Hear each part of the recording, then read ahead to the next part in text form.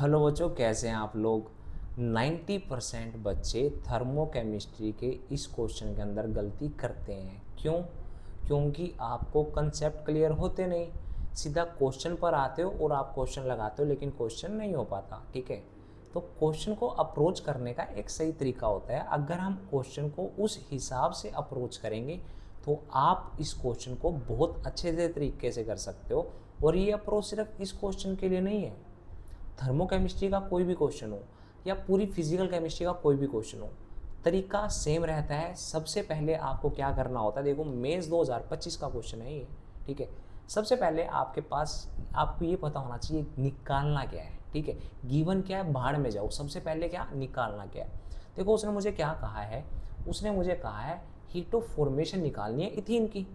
तो सबसे पहले देखो, जो बाकी बच्चे हैं वो वीडियो को थोड़ा स्किप करके आगे जा सकते हैं, जिन्हें अच्छे से बिल्कुल अच्छे से टॉपिक का पता है, कंसेप्ट का पता है, वो 2 मिनट बाद इस वीडियो को देख ले, है ना, आगे स्किप करके चले जाए, क्वेश्चन सोल्व हो जाएगा। ठीक है, लेकिन जिनको कंसेप्ट नहीं पता, पहले वो कंसेप्ट को समझो, उसके बाद क्वेश्चन को हम अप्रोच करेंगे। ठीक है, तो कंसेप्ट क्या कहता है, मेरे पास जो एंथैल्पी ऑफ फॉर्मेशन होती है, जो भी एंथैल्पी ऑफ फॉर्मेशन होती है उसे फॉर्मेशन ऑफ एंथैल्पी किसके बोलते हैं ना।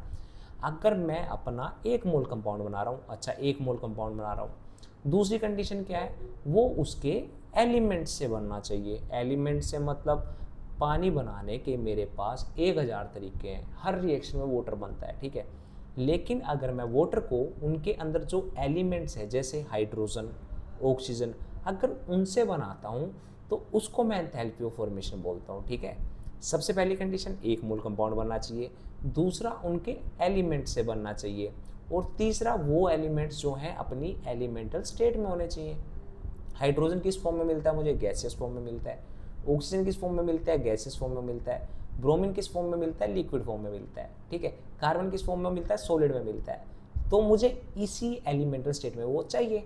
अब देखो मेरे पास सबसे पहले क्या है, मेरे पास वाटर बन रहा है, 2 मोल वाटर बन रहा है, मेरी पहली कंडीशन ही बेकार होगी भाई, 1 मोल बनना चाहिए था। ठीक है, तो उसको एंथैल्पी ऑफ फॉर्मेशन बोलूँगा।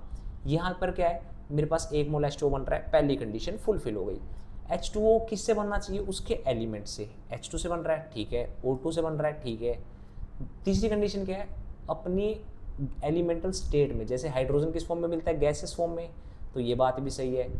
ऑक्सीजन किस फॉर्म में मिलता है, गैसेस फॉर्म में, ये भी बात सही है। ठीक है, तो इसकी जो भी मेरे पास हीट ऑफ रिएक्शन होगी उसको क्या बोल सकता हूँ मैं, हीट ऑफ फॉर्मेशन बोल सकता हूँ। किसकी हीट ऑफ फॉर्मेशन बेटा, H2O की हीट ऑफ फॉर्मेशन। मतलब इस रिएक्शन की जो भी हीट होगी वो किसके बराबर होगी, हीट ऑफ फॉर्मेशन के बराबर होगी।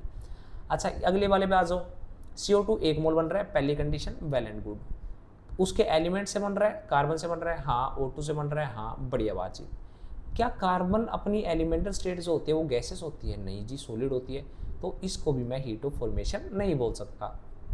अगली बार मेरे पास क्या आ गया, CO2 आ गया। अब CO2 बन रहा है 1 मोल, पहली कंडीशन सही है। कार्बन अपने एलिमेंटल स्टेट, कार्बन से बन रहा है, O2 से बन रहा है, और दोनों अपने एलिमेंटल स्टेट में है। तो इसकी हीट ऑफ रिएक्शन को मैं क्या बोल सकता हूँ बेटा, मैं बोल सकता हूँ heat of formation of H2O। ठीक है, ये बात समझ आ गई। तो इसी से मैं सबसे पहले अपने पास एक चीज़ लिखना चाहता हूँ, और वो देखो मैं सही लिख रहा हूँ या गलत लिख रहा हूँ। उसने मुझे कहा कि इथीन बनना चाहिए। क्या बनना चाहिए बेटा, इथीन बनना चाहिए। और अगर इथीन मेरे पास बन रहा है वो किससे बनना चाहिए, वो उनके एलिमेंट से बनना चाहिए। तो इथीन के अंदर कौन कौन से एलिमेंट है, एक तो मेरे पास कार्बन है और दूसरा मेरे पास क्या है, हाइड्रोजन है। तो 2 कंडीशन होगी बेटा। तीसरी कंडीशन क्या आती, कार्बन अपनी किस फॉर्म में होना चाहिए, सॉलिड फॉर्म में होना चाहिए, और H2 अपनी कौन सी फॉर्म में होना चाहिए, गैसेस फॉर्म में होना चाहिए। ये भी बात सही है। और इस इक्वेशन को मैं क्या कर दूंगा, बैलेंस कर दूंगा, बैलेंस कर दिया। तो इस रिएक्शन के मेरे पास जो भी हीट होगी, जो भी क्या होगी मेरे पास हीट ऑफ रिएक्शन होगी, वो किसके बराबर होगी, वो होगी heat of formation of ethene के।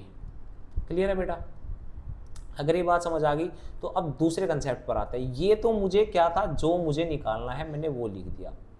अब नेक्स्ट मेरे पास क्या है, मुझे गिवन क्या है बेटा, देखो उसने मुझे बॉन्ड एंथैल्पी दे रखी है। तो सबसे पहले पता करते हैं बॉन्ड एंथैल्पी क्या होती है। तो बॉन्ड एंथैल्पी होती है बेटा, जब भी मैं अपने किसी एटम, कंपाउंड या मोलिक्यूल को जो गैसेस फॉर्म में हो, कोई भी मेरे पास कंपाउंड या मोलिक्यूल जो गैसेस फॉर्म में है, उसको मैं उसके गैसियस एटम में कन्वर्ट कर दूं, ठीक है, तो उसको क्या बोलते हैं हम, बॉन्ड एंथैल्पी बोलते हैं। जैसे अब CO2 की बात कर रहा हूँ मैं यहाँ पर, CO2 किस फॉर्म में है, गैसेस फॉर्म में होना चाहिए, बढ़िया बात है। अब इसको किस में कन्वर्ट करना है मुझे, इसको मुझे कन्वर्ट करना है उसके एटम्स के अंदर, स्मॉल है ना, देखो कार्बन CO2 था है ना, कुछ ऐसा बॉन्ड होगा, C डबल बॉन्ड हो, डबल बॉन्ड हो। अब एक बॉन्ड ये टूट गया, एक बॉन्ड ये टूट गया, तो क्या हो गया होगा, एक कार्बन और 2 ऑक्सीजन बन गए। इस चीज़ को मैं कैसे लिख सकता हूँ, जो मेरी रिएक्शन की हीट होगी वो किसके बराबर होगी, देखो कितने CO बॉन्ड टूट रहे हैं बेटा, 2 CO बॉन्ड टूट रहे हैं, तो 2 CO बॉन्ड के बराबर होगी, ठीक है। अगले पर आ जाओ, जो रिएक्शन की हीट होगी वो किसके बराबर होगी बेटा, कितने हाइड्रोजन बॉन्ड टूट रहे हैं, एक हाइड्रोजन बॉन्ड टूट रहा है, तो क्या लिख दोगे, हाइड्रोजन बॉन्ड तोड़ने में जितनी भी एनर्जी लगेगी वो मेरी हीट ऑफ रिएक्शन होगी। नेक्स्ट पर आ जाओ, O2, कितने O2 टूट रहे हैं बेटे बताओ, एक ही बॉन्ड टूट रहा है O2 के अंदर, तो क्या हो जाएगा, O डबल बॉन्ड O की जितनी भी हीट होगी वो क्या हो जाएगा, हीट ऑफ रिएक्शन हो जाएगी। ऐसे यहाँ पर देखो कितने CH बॉन्ड टूट रहे हैं बेटा, 1 2 3 4 CH बॉन्ड टूट रहे हैं, तो जो भी इस रिएक्शन की हीट होगी वो किसके बराबर होगी, 4 CH बॉन्ड के टूटने के बराबर होगी, ठीक है। बॉन्ड एंथैल्पी समझ में आ गई। तो अब क्वेश्चन पर आते हैं, ठीक है। तो देखो क्वेश्चन क्या कह रहा है, अब क्वेश्चन में मुझे बॉन्ड एनर्जी की बने, और बॉन्ड एनर्जी से मुझे कभी भी हीट ऑफ रिएक्शन निकालनी होती है, तो कैसे निकालते हैं,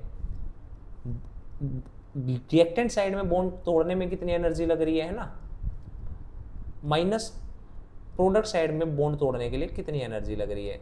तो अगर मैं ये निकालता हूँ तो मेरी क्या निकल जाती है, हीट ऑफ रिएक्शन निकल जाती है, ठीक है। तो अब मैं इसको निकालता हूँ, देखो लेफ्ट साइड में मुझे बॉन्ड तोड़ने में कितनी एनर्जी लग रही है। देखो सबसे पहले मेरे पास क्या है, कार्बन सॉलिड है, और बॉन्ड एंथैल्पी क्या होती है, कार्बन गैस में कन्वर्ट करना है मुझे। अगर मैं इसको कार्बन गैस में कन्वर्ट करता हूँ, सॉलिड को मैं किस में कन्वर्ट कर रहा हूँ बेटा, गैस में, और ये क्या होता है, सब्लिमेशन होता है। क्या होता है, सब्लिमेशन। कितने कार्बन का सब्लिमेशन हो रहा है, 2 कार्बन का, और एक कार्बन के सब्लिमेशन के लिए कितनी एनर्जी है, देखो 710 किलो जूल, तो 2 गुना 710 प्लस। अच्छा कितने हाइड्रोजन बॉन्ड टूट रहे हैं बेटा, एक हाइड्रोजन बॉन्ड टूट रहा है, और इसके कितने मोल है, 2 मोल, तो टोटल 2 मोल टूट रहे हैं, है ना। एक मोल तोड़ने के लिए कितने एनर्जी लग रही है, 436, तो 2 तोड़ने के लिए कितनी लग जाएगी, 2 × 436। तो ये तो रिएक्टेंट साइड वाली बातचीत हो गई। अब प्रोडक्ट साइड आ जाओ, देखो बेटा मेरे पास क्या है, मेरे पास CH2, C double bond C, hydrogen hydrogen hydrogen hydrogen. अब मुझे इसको किस में कन्वर्ट करना है, गैसियस में, और इसको तोड़ देना पूरा, कितने बॉन्ड टूटेंगे, एक CH एक CH एक CH एक CH, तो कितने CH बॉन्ड टूटे, 4 CH बॉन्ड टूटे, और एक CH बॉन्ड तोड़ने के लिए कितनी एनर्जी लग रही है बेटा, 414, और टोटल कितने टूट रहे हैं, 4, plus C double bond C कितने टूट रहे हैं, एक C डबल बॉन्ड C टूट रहा है, तो C डबल बॉन्ड C तोड़ने के लिए कितनी एनर्जी लग रही है, 611 किलो जूल पर मोल। अब अगर मैं इसको सोल्व करता हूँ तो मेरे पास सोल्व कर आएगा 25 किलो जूल पर मोल। उम्मीद करता हूँ आपको ये क्वेश्चन समझ आया होगा, और अगर आपको ये वीडियो अच्छी लगी, आपको कुछ कंसेप्ट क्लियर हुए, तो उम्मीद करता हूँ आप मेरे चैनल को सब्सक्राइब करोगे और दोबारा ज़रूर आओगे। Thank you.